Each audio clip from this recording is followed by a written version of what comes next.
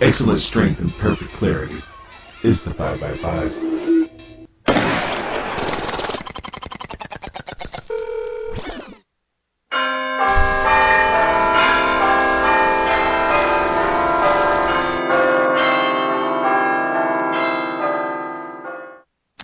And the sound of those bells mean, yes, we have another Christmas episode here on the 5 by 5.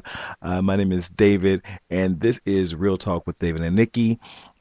Unfortunately, we had a show last night, and I don't know what's going with the audio, so I only got to capture some of it. So I'm going to talk a little bit today, and then I'll add in the pieces, some of the conversation I was able to salvage. But we're talking about Christmas gifts, old Christmas gifts, new, well, not really new Christmas gifts, but things that from our childhood, things that we liked, things that we enjoyed, and stories that kind of went along with some of those gifts. I had read an article on So Bad So Good that kind of that talked about a lot of the old Christmas gifts, and I was like, "Wow, I had that, I had that, I had that," and things have changed since I was coming up. You wrote your letter to Santa Claus, and he brought you stuff, and I was watching the View this morning, and they was talking about how the kids now, the budget doesn't kind of fit the expectation, and I was never, although there's sometimes I didn't get exactly what I wanted growing up, but it was okay because we got enough. Me and my sister was blessed enough to have really good Christmases, and my parents always worked very, very, very hard to make sure we had nice Christmases. But I was cognizant of the fact that other kids didn't get as much as my sister and I, so we just, we were happy children, so we just didn't um we didn't expect a lot because we knew there was others that didn't have a lot. So, but we had good Christmases. But I'll get to the point later to where when my sister ruined Christmas for me. But um, so this article from So Bad So Good, it talks about the 25 best-selling Christmas presents of all time, and there's things that I've purchased for my niece when she was a kid as an adult. Um, Things I didn't like the Furby. They say right now then it was $36, but now it is $60. But that's very recent history, but it was a big item. Even within the last 2 or 3 years, it's been a huge item for kids. But the one that I bought her, actually we purchased two because they supposedly were supposed to talk to each other, but it seemed a little satanic, so we couldn't fool with Furby. They was up in the bed talking and doing that gibberish. And I've seen, remember that old show when the monkey toy comes to life and it's trying to, or is it a monkey or it's like a little I don't know, like a little Hawaiian guy, and he's trying to kill the lady, and he's stabbing up under the door. That's an old '70s movie, but so no, we had to get rid of those. But I think she only played with it once, and she was done. Also, also making the list was the Cabbage Patch. I do recall the Cabbage Patch doll craze because that was in the early to mid '80s, and Nikki and I talked about it last night. Check it out. The Cabbage Patch dolls. You remember those? Oh yeah, I had one. Did you have Let's one? see. Oh yeah, of course. And I named her Mint Chocolate because she had on Not like mint a chocolate. mint green. Yeah, mint chocolate. She had on a mint green dress, and she was a pretty chocolate color. So I named her Mint Chocolate. But her real name was Gabrielle. Isn't that pretty? Guess. Oh, okay. My sister, I keep on saying her name. My sister had one. I remember that was the year people were fighting over them, and they was acting Exactly. a fool. And my mom and dad, they purchased one. It's a little. She still has it. It's in her bedroom. And I think his name is Edmund or Edwin or Eggman or something like that. And It was a I little never got boy. it. Oh. It was a little black boy with little nappy hair on top, and his name was Edmund, I think, Edwin. And she loved that thing, but I think she was older than me, so I don't know why. I said, why? Because everybody, I guess, because everybody wanted the Cabbage Patch dolls that year, and I wasn't. I wasn't feeling it. I'm like, that's stupid. It's just a plush doll. But I remember the insanity that went along with Cabbage Patch Yeah, they dolls. had actually they recreated that on the Goldbergs. I don't know if you watched the Goldbergs, and they showed the dolls flying, and that's exactly what happened. Because I remember on the news, on the nightly news, seeing people like getting trampled, and dolls were flying in boxes. And the thing about the Cabbage Patch doll is it came with its own birth certificate, so it's like you were getting your real baby. But I had a real baby. It was called Baby Alive, and that was my second favorite gift. But I had a real Baby Alive when I was little, and she ate, she pooped, and she peed. Oh, you had a Baby Alive? Well, I don't know if you've seen a picture on my Facebook page about a month ago. That's when all the Christmas toys start showing up in the stores, and there's a baby doll. And I'll put it on the website, guys, at recycleblogtalk.blogspot.com so you can see it. There's a baby doll. It might be Baby Alive, and when you flush the toilet, first it's like a blue, and then when you flush it, something on the inside of the little toilet, it turns like a piece of brown poop. And I'm like, are you kidding? I'm like, are you kidding me? And then the baby says, "Poopy, go bye-bye." I'm like, you get out of here with that nonsense. And nobody's checking for that. And I'm like, Lord, what would they think of? But I thought that was funny. It was funny that the article that I read about these past trends, they said now Cabbage Patch Kids are $60. So I guess they still sell them. I haven't seen them anywhere. And then they were $30. So I guess that was like maybe 20 years ago. God, longer than that. It had to be 30 longer years than that. ago. I was gonna say what 20? Because that would have been 1993. No, it was That's like because I'm only 30. I don't know what you're talking about. Whatever. I can't be cussed. Okay, yeah, okay. Right. I had gotten mine. Now I'm not gonna lie, I don't know the year, but it's been at least 30 years old. I want to say, wait a minute, I was little. It wasn't like, wait a minute. So it might have been 35. 81 or 82. It might have been 80. Yeah, it might have been 19. I don't know. It might have been 81, 82. That's 32 years. And the other thing about the Cabbage Patch, when they come out the box, they smell so good. Oh, they smell good. See, I don't remember. I don't have the knowledge. Y'all sniffing the Cabbage Patch's booties and stuff. Nobody got time for that. The face. I still remember that smell like it was yesterday. I don't know why she was smelling the Cabbage Patch doll when she was a kid, but obviously they smelled like cookies. Who knew? Another thing on the list was the Care Bears. Remember the Care Bears? They all had special powers that coincided with whatever they were feeling on their bellies. And I remember the cartoon. Neither me nor my sister had a Care Bear, but I really wasn't into the plush toys. I know I had a teddy bear growing up, and that was kind of my wubby. But other than that, no.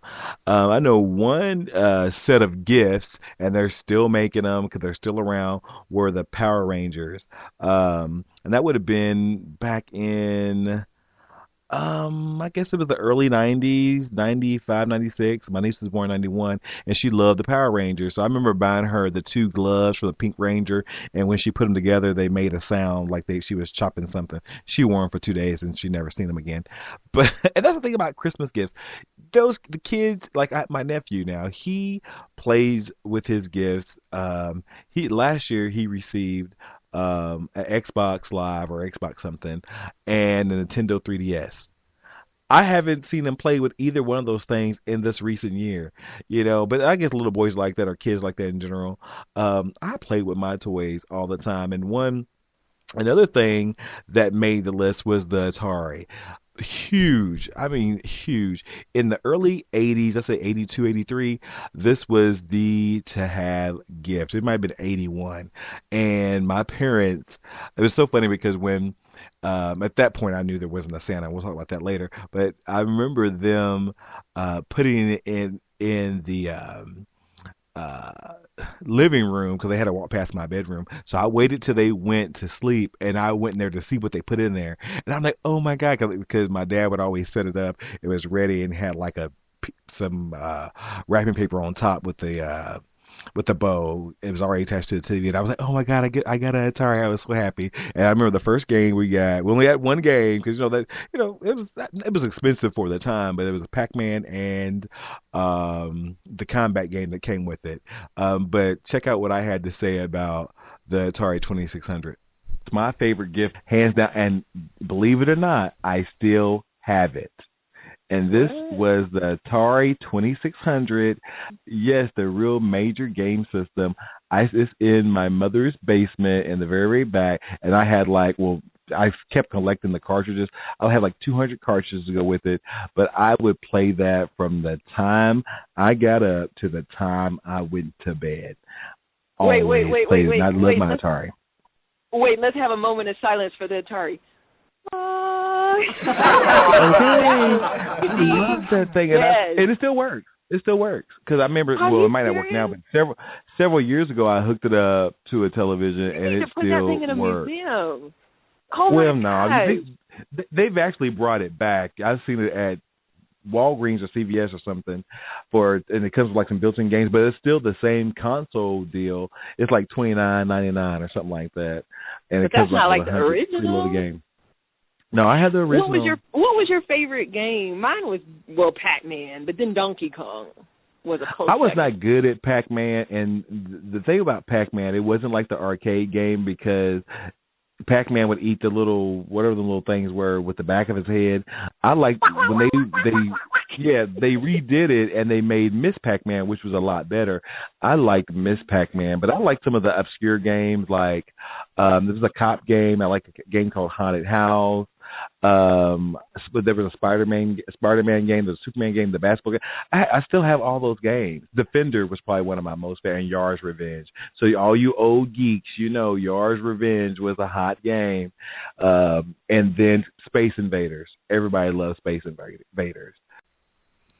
Yeah, so that was my Atari story. I still have it. I do still have it. I'll have to take pictures of it and put it on the I almost said the crew on the 5x5 Facebook page and the website. But moving on, talk about video games. Game Boy was huge. Remember, they had the Game Boy, had the Game Boy Advance. I never had one of those. My niece had one because I was kind of out of the handheld games at that time. There was something that I don't remember coming up was the Cush ball. That was that like little ball that looked like had rubber bands sticking all over it.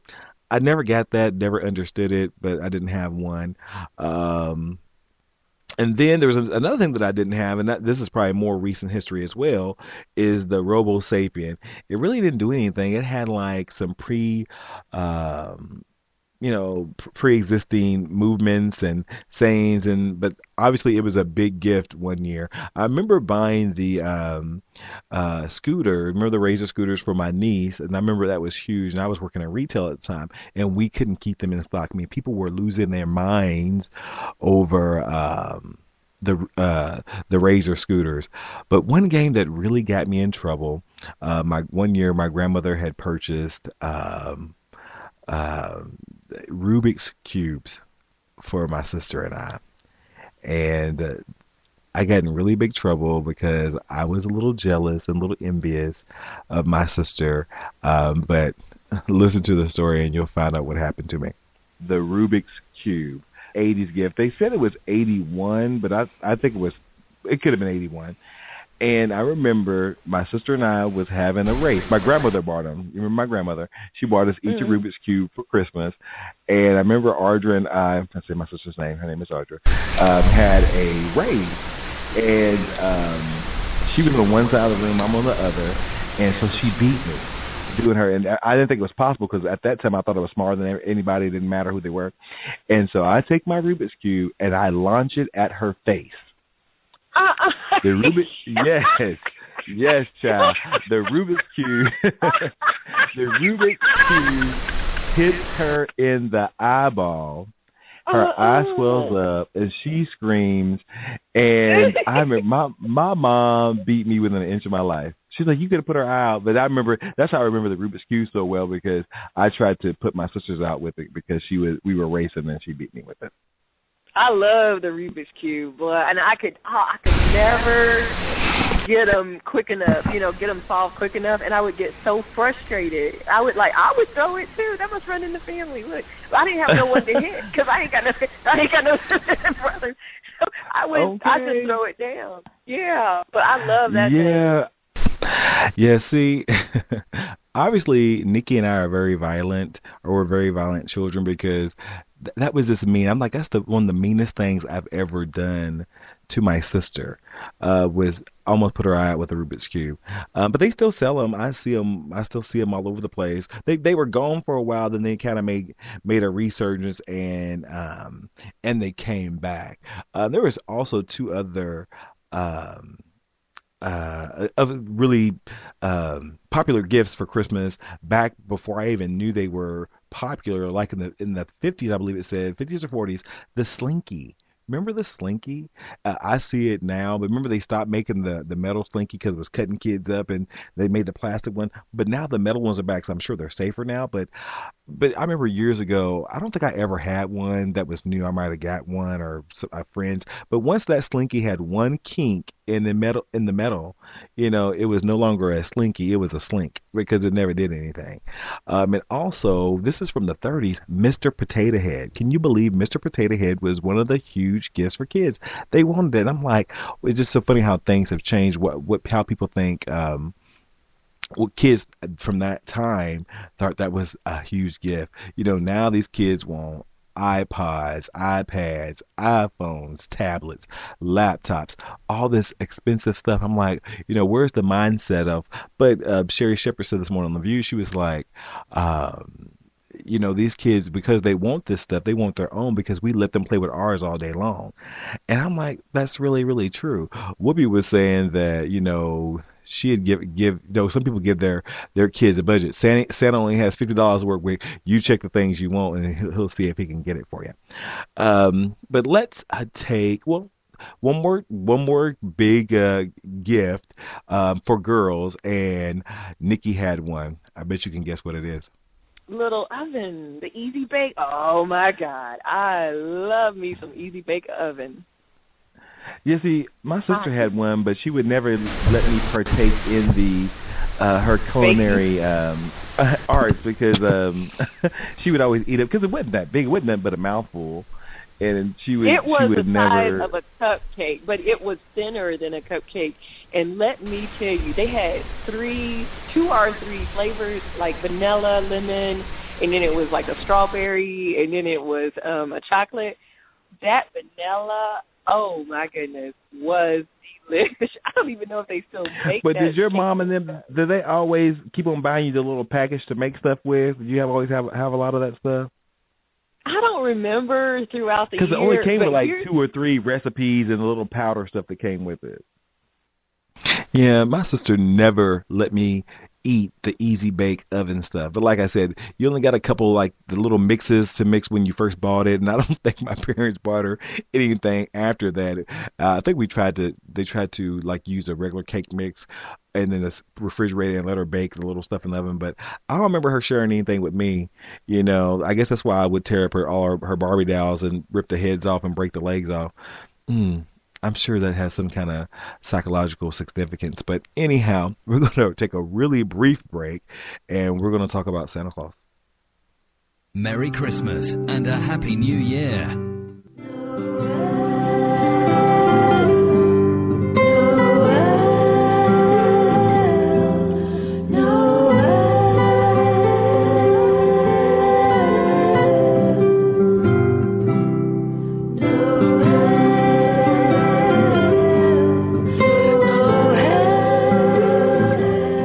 I love that. So you have to hear the whole song, and I'll put it on the website. It's Noel by Snowflake. It's one of the really nice kind of more pop, folk renditions of Noel that I've heard. But I'm getting into so much Christmas music right now. You guys have to check out the Let It See Christmas album. I hear the Mary J. Blige Christmas album is really good. But of course, Mariah Carey. My friend Ken Boggle from the Ken Boggle Talk Show, and also the crew, he asked the other day, what was your favorite Christmas songs? And I always like Christmas Time from Charlie Brown, but also what's her name? Tony Braxton, who was on the Rockefeller Center thing last night. She has a good rendition of it. A couple songs by Anita Baker. I'll Be Home for Christmas. Of course, Mariah Carey's All I Want for Christmas. That's Christmas songs are one of those things that there's only a few that catch on, and that's what that it instantly. She did it with that Christmas song. I don't know any other artist that has made a Christmas song that's been so significant in popular music other than that one. And you also have the gospel Christmas music, and one of my favorites, pretty much the complete album of The Preacher's Wife, but it has a lot of Christmas songs on there by, the late and great Whitney Houston, and one from her is Joy to the World that she sung with the Georgia Mass Choir. But moving on to Santa Claus, I know a lot of people don't want their kids to believe in Santa Claus, whether they have their religious convictions or not. I know my church, they'll say Jesus is the reason for the season, not some fat white man that's breaking into your house giving you gifts.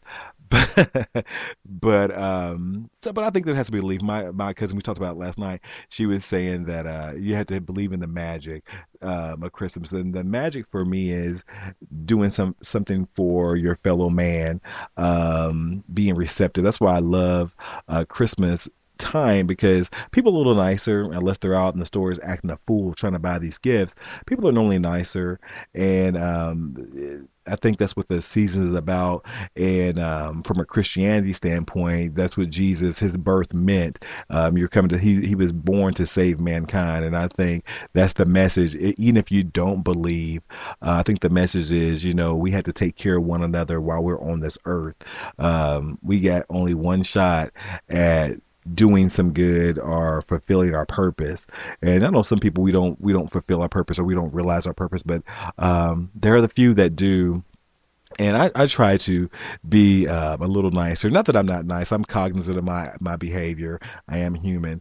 But this time of year just makes you be a little nicer, and people are nice into the whole spirit of giving, not necessarily receiving. I know some people are on the backside of they rather receive than give. But so this Christmas season, if you can donate your time, if you can pay it forward, a coffee, anything that might bring a smile to somebody during their day, especially during this season, because a lot of depression happens during the holidays as well. And just think about it and think before you speak. I'm working on it, work in progress. But we talked about Santa Claus, and here's how that conversation went. How long did you believe in Santa Claus? How long did you go to? I still you do. Said, okay, I know that's not a Santa Claus. I still do. Girl, stop the madness. Christmas is very magical. There's a certain magic about it. So, yeah, I still do. You still believe it? Come on now. Y'all are hearing Real Talk with David Nikki. Nikki says she is. I don't believe in Santa Claus because kid at heart. I'm a kid at heart too, but I'm not going to say I believe in Santa Claus when my credit card bill is out of control when I'm trying to buy gifts. Because I never really got what I wanted. Magic. Think okay. You if you get that relationship with Santa Claus, tell him I need a new computer, a tablet, and I want a new television. Hook me up. You gotta do that on your own. You gotta just believe. Girl, please. He'll bring it to you. No, but my sister ruined Christmas for me. Of course, she's 3 years older than I am. Yeah, and so I had to be in the 70s. I could have been more than 6 or 7. And she went, I guess after my parents had went shopping for Christmas, they had left all the toys in the trunk. So my sister, and all her wisdom, she's watching to see them go into the trunk. And then she calls me to the window. She said, "Look, there's no Santa Claus. There's all our toys for Christmas in the trunk." She did that to me. That's my sister. And I'm like, girl, you are so mean. Yeah, I was probably 6, not even 7. Even though I think you still have that belief. My nephew surprised me. I think I didn't. I didn't do it on accident because he said something about Christmas and he's in 6th grade. I'm like, you can't believe in Santa Claus, and I think, did I ruin it? That my sister kind of gave me an evil eye. I'm like, y'all need to stop letting this guy believe. My nephew, he's 11, 12. He couldn't, and he's a very smart kid. So maybe he's just trying to fool us. So maybe he can get good. He's very slick in that respect. Merry Christmas and a Happy New Year. His family used to record Christmas tapes where they were singing Christmas carols, and Nikki would be singing to us on a tape, and they would mail it to us, and so we would play it on Christmas while they were doing whatever they was cooking. I remember she used to send us these really good Christmas pecan nuts with sugar and coated stuff on top of them, and we would listen to that Cinnamon tape. pecan. And cinnamon sugar that's pecans. She still makes them. That's one of my fond memories for Christmas, getting you guys' Christmas tapes. I used to love those. I would listen to them all day long because I wanted to hear my darling, not even darling Nikki, my darling cousin's voice, because we had such a good tour. That's actually a really fun. Now it just kind of dawned on me. That's a really fun memory that I have. Remember, y'all did like 3 or 4. And I wish I had one, and I know my mom keeps everything, so I know that tape's floating around here somewhere.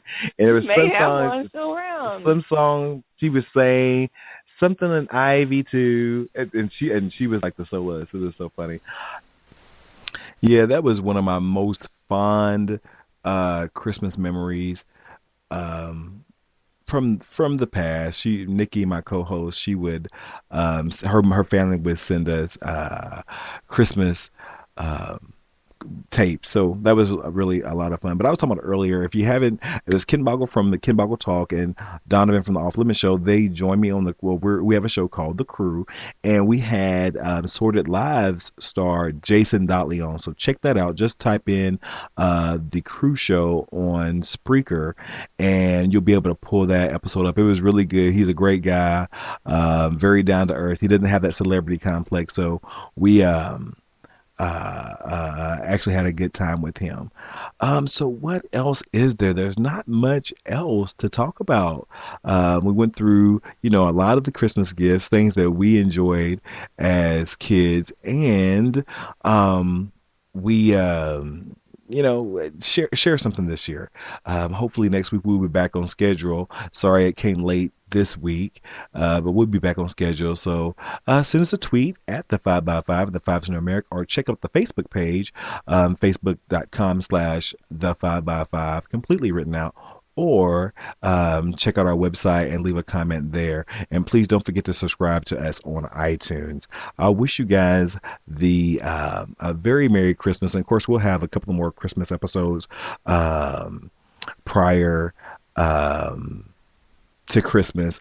But right now, enjoy the spirit. I still have to get my Christmas tree up, and maybe I'll get that done today. All right, guys. Have a great afternoon. Have a great week, and we'll see you next time. Merry Christmas and a Happy New Year.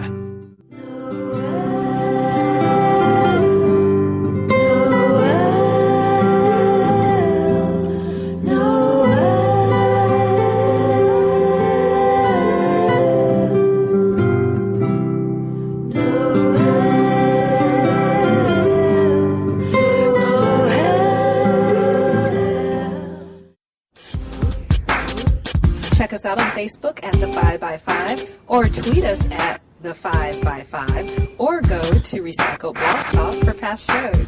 Thanks for tuning in. Please don't wish me a Merry Christmas.